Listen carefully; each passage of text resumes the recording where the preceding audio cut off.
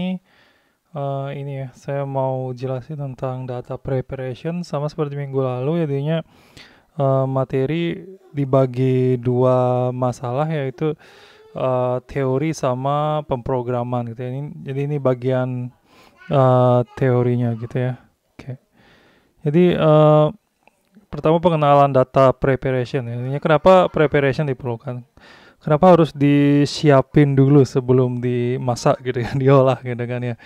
Jadi untuk mengurangi kesalahan data atau mendeteksi anomali data sedini mungkin, ya, terus kesalahan data dan anomali ya, anomali tidak wajar gitu ya, satu yang tersembunyi tapi ternyata tidak wajar gitu. Data yang minimal akan meningkatkan correctness ya, kebetulan, akurasi ya, dalam apa namanya 4V disebut veracity ya di sana ya, hasil pengolahan data ya. Jadinya kalau misalnya algoritmanya benar tapi apa namanya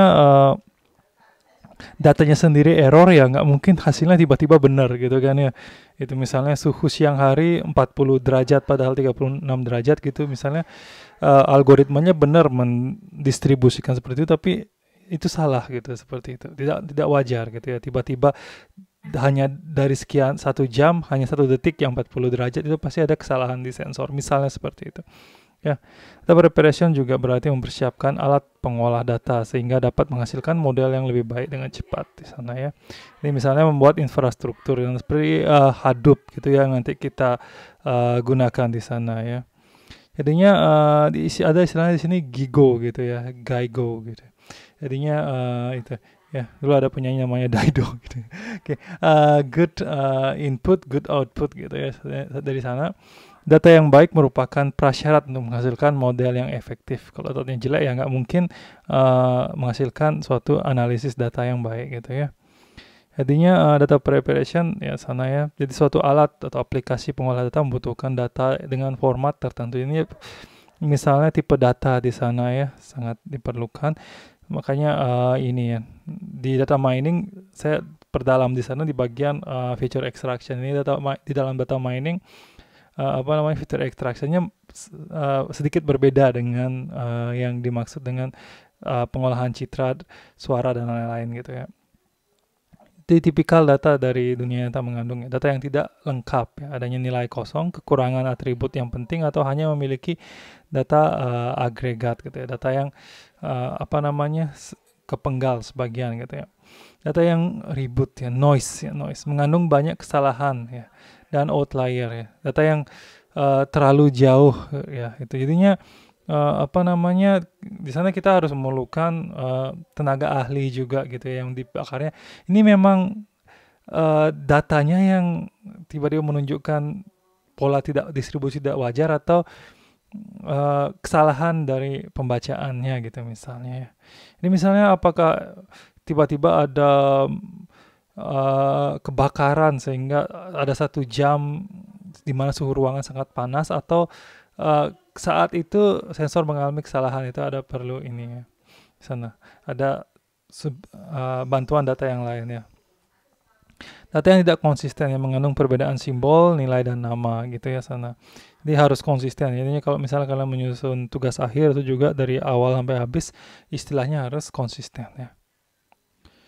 Jadinya di tipe-tipe data. Nah, ini sangat penting ya. Jadinya sini data discretization ya sana. Jadi pengurangan fitur data sehingga banyak yang terpenting khususnya data angka ya. Jadi misalnya suhu belasan derajat itu mungkin bagi kita dingin gitu kan ya. Kalau kalau di subtropis mungkin sejuk-sejuknya gitu ya. Karena di sana bisa minus gitu kan ya. Dan panas, terus sedang, ya, sejuk dan sebagainya gitu ya. Akhirnya mengubah sesuatu jadi diskret, sesuatu terminal gitu sana ya. Itu adanya data cleaning, mengisi nilai-nilai yang hilang ya, membersihkan data noisy yang mendeteksi atau menghilangkan outlier ya, dan mengatasi inkonsistensi data ya. Terus sana jadinya data yang hilang diapain gitu ya, menggunakan misalnya nilai rata-rata dari data sebelumnya gitu, dan sebagainya, banyak sekali caranya ya. Data integration, integrasi data dari berbagai sumber gitu ya, sana-sana. Ya, jadi datanya misalnya ada data customer atau produk, itu disimpan di server yang beda, itu diintegrasikan. Ya, terus data transformation, normalisasi atau agregasi. Ini di sini menormalkan ya sana data ya. Data reduction ya, mengambil sampel yang mewakili keseluruhan untuk analisis data ya sana. Ya, direduksi ya sana, mengambil sampel ya sana. Jadi random sampling gitu misalnya, ini ya kalian mungkin sering dengar kalau pas pemilu ya. Itu yang direbutin kan gitu ya. Oke, posisi data preparation dalam tahapan pengolahan data ya. Jadi sini ya cleaning dan integration dari database ya sana. Jadinya database itu kan hasil input dari user langsung atau transaksi. Diseleksi misalnya kita pingin ini dalam ETL juga kita sering ini kan ya.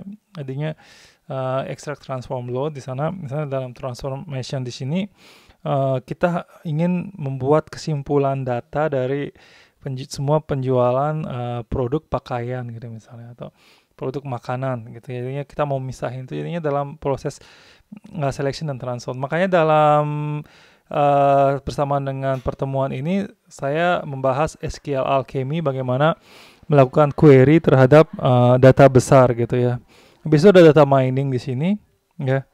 Di sana ini ya menentukan polanya gitu ya, pengenalan pola di sana. Terus evaluation and presentation, jadinya ditampilkan. Dari sana muncullah pengetahuan gitu ya sana. Oke, ya klasifikasi dan lain-lainnya itu hasilnya di sini gitu ya. Oke, tipe data, jadinya ada istilah di sini kualitatif dan kuantitatif ya sana. Jadinya misalnya di sini kualitas ya, nominal jadinya misalnya. Jadi nominal di sini misalnya dari 0 sampai 100. 100 itu bagus, jadinya ada kualitasnya di sana gitu ya. Kualitas jadinya misalnya persentase nilai gitu kan, misalnya sana macam-macam, itu juga nominal scale. Categorical scale misalnya gini ya, kategori buku gitu misalnya ya, buku tentang thriller ya, terus serial detektif ya dan sebagainya gitu, sama ya gitu. Oke, ya terus ordinal scale ya sana, jadinya sesuatu yang diurutkan gitu, misalnya A B C D gitu ya nilai gitu ya. Semoga A semua ya mata kuliah ini. Ya gitu ya. Kalau saya biasanya perhitungan rata-rata saya gunakan Excel, jadinya ya saya berusaha seobjektif mungkin kok. Terus interval dan rasio gitu ya. Di interval misalnya suhu gitu ya. Intervalnya mungkin dari minus ya sampai sekian. Terus berat badan nggak mungkin ada minus ya. Nggak mungkin ada minus. Terus rasio ya. Rasio itu adalah misalnya yang sesuatu yang bisa diskalakan gitu ya, misalnya peta gitu ya, terus berat badan jadinya, dan sebagai berat badan, terus berat kendaraan ya, terus jadinya ton gitu ya. Nggak ada manusia yang sekian ton gitu ya, kayaknya nggak ada ya gitu ya, mungkin ada, mudah-mudahan nggak ada ya. Jadinya kuantitatif bisa berupa discrete atau bisa continuous ya sana.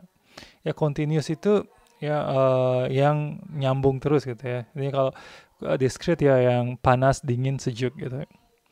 Jadi itu ya. Jadinya nominal misalnya sini ID ya. Terus nama itu juga masuk dalam sana. Jadinya ada istilahnya misalnya sana ya, alamat gitu ya. Sana ya. Itu sesuatu yang diisi, terus kategorikal ya, warna atau kode pos dan sebagainya. Terus ordinal, ranking seperti tadi saya bahas ya. Terus interval ya, itu suhu dan lain-lain masuk di sana, IQ juga. Ya, terus rasio ya, sana yang skala ya sana. Dalam rasio Kelvin atau temperature sana beda gitu ya. Panjang waktu hingga hitungan gitu sebagainya ya. Jadi contoh-contoh pengukurannya ini biasanya digunakan dalam klasifikasi ya, menentu ini data yang sering muncul jadinya bermain tenis atau tidak gitu ya sana, jadinya di sini bisa dilakukan klasifikasi untuk ini ya. Nah, untuk klasifikasi algoritma di big data ini supaya lebih fokus ke dalam framework ya, algoritma tidak saya bahas, tapi bagaimana melakukan klasifikasi menggunakan framework big data yang udah ada itu yang kita bahas di sini nanti ya. Itu karena kalau misalnya algoritma juga dibahas dalam big data, jadinya tidak fokus ya, tidak fokus sekali mata kuliah ini. Jadinya makanya saya mengusulkan big data dipecah jadi big data itu sendiri dan data mining gitu ya di sana. Ya, terus ini ya tipe data jadi konversi diperlukan bila suatu data dibutuhkan oleh aplikasi. Jadinya contoh gini ya, jadinya aplikasi A membutuhkan C dalam bentuk numerik dan B membutuhkan data ordinal gitu misalnya ya. Jadinya itu. Jadinya misalnya ini ya nilai gitu ya paling umum ya misalnya ya. Jadinya sini nilainya misalnya di bawahnya ada ya, di bawahnya contohnya ya. Itu. Jadinya itu ya, jadinya satu apa namanya? Nah, ini kan ya, apa namanya? Nanti yang digunakan itu nilai yang masih berupa numerik atau nilai yang dikonversi dalam ordinalnya kan itu ya masalah nilai ya. Oke.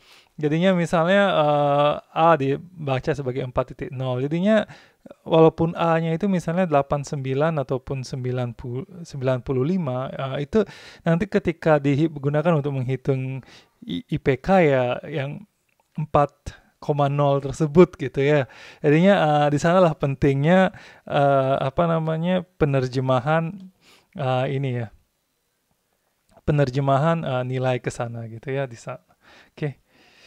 Itu ya. Oke, outlier ya sana ini. Kita ke topik baru ya outlier. Ini sini adalah nilai-nilai yang berada di luar range data. Intinya tiba-tiba dalam satu detik saja gitu tiba-tiba dari suhunya 32 jadi 40 di detik berikutnya tiba-tiba masih 33 gitu. Kalau dari 32 ke 33 wajar, tapi di antara itu ada 40 derajat, ada apa gitu. Mungkin ada orang nyalain korek api di depan sensornya misalnya seperti itu. Ya itu kita sebut sebagai outlier sana gitu ya. Ya, dia ada sebuah data yang berada jauh dari kelompok. Nah, kalau kalian nonton ya, harusnya nonton tentang box plot yang kita bahas di pemrograman minggu lalu, itu kita lihat ya distribusi dari boxnya tersebut ya sana. Seperti itu bisa deteksi outlier sana. Dari observasi memberikan label kepada nilai yang berada di luar batas ya, yang sudah dibutuhkan sebagai outlier. Ya. Deteksi outlier bisa digunakan untuk mendeteksi penipuan atau teknik data cleaning sana ya. Itu ya, jadinya di sana ya. Misalnya tentang penipuan tentang bursa saham gitu banyak ya. Itu harga emas itu juga perkiraannya. Solusi untuk mengatasi outlier adalah tidak melakukan apa-apa. Ya biarkan ya menerapkan batas atas batas bawah nilai dari suatu observasi. Ya intinya itu.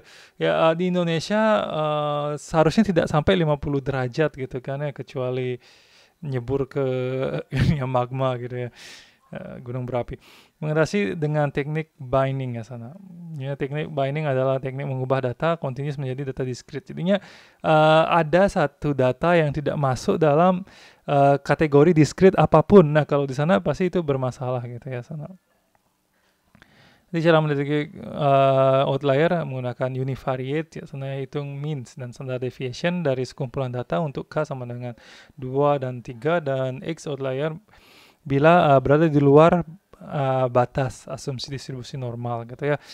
Itu misalnya ya. Ini tinggal itu ya dihitung apa namanya means sama standar deviasinya di sana ya. Itu ya ini. Ya untuk submedian juga di sana ya sama. Di outlier di sini beda sendiri gitu ya. Beda sendiri ada data yang kok kayaknya nggak masuk akal gitu ya, nggak masuk akal. Ya kecuali misalnya penjualan produk ya, seperti video game sale kemarin. Kalau kalian perhatikan minggu lalu saya jelasin kan di sana ada beberapa game Wii Sport gitu ya yang kalau kalian perhatikan benar-benar videonya saya itu merupakan outlier. Jadi outlier itu nggak selalu tentang kesalahan, tapi di sana ada sebuah penjualan yang luar biasa gitu ya, luar biasa. Jadinya itu bisa jadi berita gitu kan. Jadinya kenapa Wii Sport sangat populer gitu di sana karena itu mungkin game pertama yang benar-benar menggunakan gyro sensornya ini ya controller Nintendo Wii saat itu ya. Yang di outlier untuk data multivariate ya. Nah, variasi yang berbeda, misalnya bisa digunakan clustering ya, clustering. Intinya saya sempat jadi penguji juga yang untuk apa namanya tugas akhir yang berhubungan dengan gempa. Intinya ya seperti ini ya. Intinya clusternya benar-benar anggotanya cuma satu gitu ya. Ketika yang digunakan adalah jarak gitu ya, jarak kesamaan. Nah itu digunakan untuk mendeteksi outlier ya. Tapi karena datanya kurang banyak, itu beneran itu sebagai suatu pemicu gempa atau enggak, kita nggak tahu. Jadinya keputusannya adalah TA-nya itu dilanjutkan oleh adik kelasnya lain gitu. Sangat menarik sebenarnya gitu ya. Gitu. Mendeteksi outlier untuk data multivariate menggunakan teknik berdasarkan jarak ya. Jadinya jarak di sana ya similarity ya sana ya distance ya. Euclidean distance itu biasanya ya, atau Hamming distance itu banyak dia di apa namanya machine learning diajarin barangkali ya, di data mining juga nanti saya ajarkan di sana ya. Terus transformasi data ya. Jadi transformasi data yang paling umum adalah normalisasi sana ya. Pada metode jarak ya distance based ya, normalisasi mencegah atribut dengan rentang yang besar menyebabkan atribut dengan rentang kecil menjadi tidak terlihat gitu ya. Gitu. Nah, normalisasi di sini gunanya apa gitu ya. Jadinya misalnya ini apa namanya kan ada suhu sama kelembaban gitu ya misalnya. Jadi kalau misalnya dalam ruangan yang menggunakan AC gitu barangkali apa namanya suhu dan kelembaban mungkin tidak terlalu berubah, tapi intensitas cahaya akan berubah. Nah, ini juga contohnya ya. Kalau kalian perhatikan video saya yang minggu lalu tentang membuat visualisasi kenapa tahun terus apa namanya ranking tidak bisa digabungkan dengan ini ya nilai penjualan. Kenapa nggak bisa digabungkan dalam satu visualisasi? Ya karena ini ya apa namanya range-nya berbeda sehingga data itu harus dinormalisasikan gitu ya, dinormalisasikan sehingga lebih menarik untuk dilihat. Nah, untuk normalisasi data ini kita tidak bahas minggu ini, tapi kita bahasnya minggu depan di pertemuan visualisasi gitu ya. Karena di sana nanti kita lebih bisa melihat fungsinya normalisasi ini ya. Jadi di sini ya fungsinya adalah min max normalization, jadi sini ya. Jadi V ini kita anggap sebagai apa namanya variabel ya, variabel yang akan kita lakukan. Jadinya mengurangi minus dan maksimum mengurangi minus gitu ya. Jadinya misalnya nilai tertinggi ada 100, terendah ada 0 ya. Jadinya di sini hasil pengurangannya adalah 100 ya. Terus V-nya 70, berarti 70 kurang 0 berarti 70. 70 per 100 gitu ya sana. Itu dikalikan dengan new max sama new min plus nih, jadi dari sana ya itu normalisasinya ya itu. Oke. Jadi z-score normalization ya itu. Jadinya itu adalah ini ya nilai means dari variabel tersebut. Jadinya means itu banyak sekali cara menuliskannya, misalnya menulis dengan garis strip di atas dibagi dengan standar deviasi dari V gitu ya, itu z-score yang paling umum digunakan termasuk di algoritma SVM misalnya banyak ya, dengan decimal scaling ya sana. Jadinya itu ya variabel dibagi dengan pangkat, jadinya disamakan ini desimalnya. Ini cara paling kasar ya, paling kasar, tidak direkomendasikan ya seperti itu ya. Itu contoh normalisasi. Jadinya sini dengan membuat normalisasi kita bisa melihat ini ya apa namanya hubungan daripada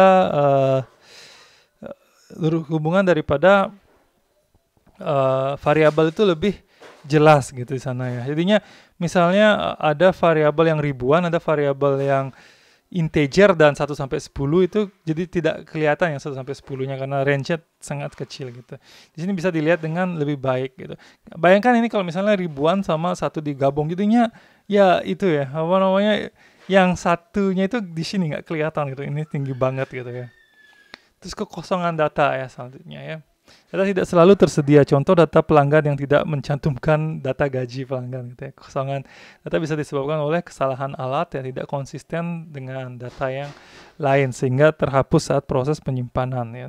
Data tidak dimasukkan karena salah pemahaman ya, salah gagal paham gitu ya.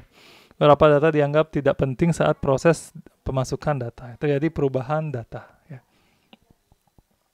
Di kekosongan data harus diantisipasi ya. Bagi beberapa metode big data ada yang mengabaikan kosongan data, ada juga yang menggunakan metrik untuk menggantikan nilai data yang kosong ya.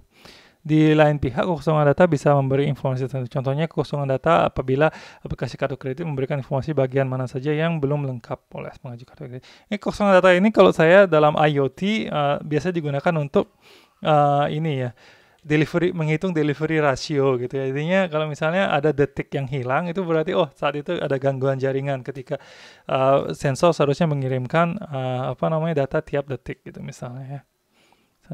Ini cara menangani kosong data, yang mengabaikan data yang kosong, yaitu ya tidak efektif ya, itu ya, mengabaikan atribut yang mengandung data kosong ya. Atribut yang itu kalau kosongnya parah diabaikan itu ini ya. Mengisi secara manual ya tidak layak digunakan bila jumlah data kosong gitu ya.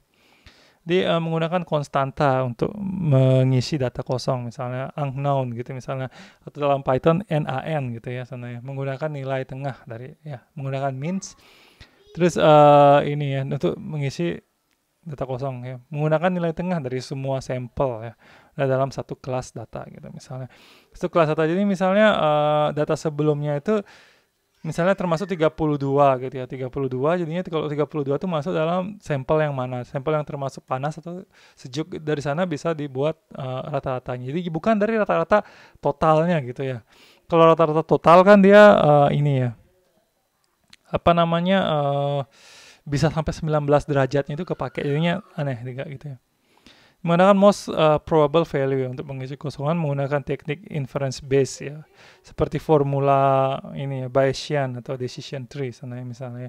Jika begini maka begitu gitu ya. Ini menggunakan atribut di sampingnya untuk memperkirakannya. Terus identifikasi hubungan antar variabel, teknik linear regression, multilinear. Ini menggunakan regresi ya intinya, multiple linear regression dan non-linear regression. Ya, teknik estimasi nearest neighbor sana. Jadinya cari k nearest neighbor hingga titik tertentu dan isi data kosong dengan nilai yang paling sering muncul atau menggunakan nilai rata-rata. Mencari k nearest neighbor dari sebuah big data akan memakan waktu yang lama ya sana. Itu ya KNN ya, menggunakan KNN jadinya itu di dalam machine learning ya, itu bisa digunakan. Oke, ya kosong data, langkah-langkah mengenai kosong data, hindari pengisian data kosong ya itu ya. Menambahkan bias ya, distorsi pada data yang sudah ada. Jadi distorsi jadi rata ya dan penuh seperti itu ya. Bias kabur ya. Redundancy datanya bisa terjadi saat integrasi database ya. Datanya sama-sama gitu. Atribut yang sama bisa memiliki nama yang berbeda dalam database yang berbeda gitu ya. Suatu atribut merupakan atribut yang didapat dari hasil komputasi atribut yang lain, contohnya perhitungan gaji bulanan. Nah itu parah kalau misalnya salah hitung ya. Redundancy data untuk atribut numerik bisa dideteksi menggunakan analisis korelasi, correlation ya, sana bisa dihitung dari dua variabel ya, X dan Y gitu ya, sana bisa dihitung. Oke. Itu untuk ini, sehingga kalau korelasinya rendah berarti banyak redundansi data gitu ya, biasanya seperti itu. Oke, itu ya. Jadi sekian barangkali untuk teorinya, kita lanjut ke bagian prakteknya gitu ya. Oke, terima kasih.